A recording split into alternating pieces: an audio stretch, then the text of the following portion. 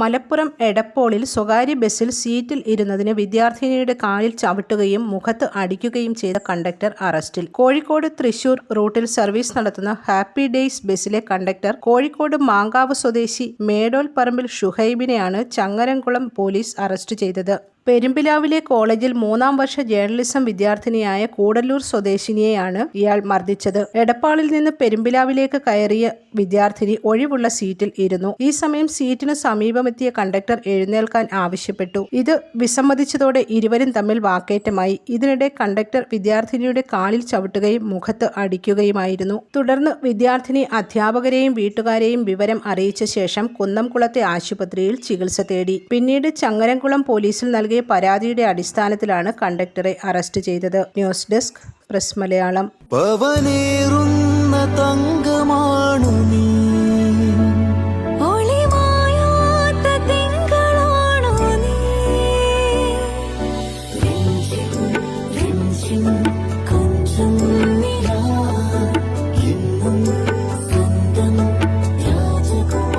Be a Rajakumari. Rajakumari Gold and Diamonds. The trust of Travancore. Rajakumari.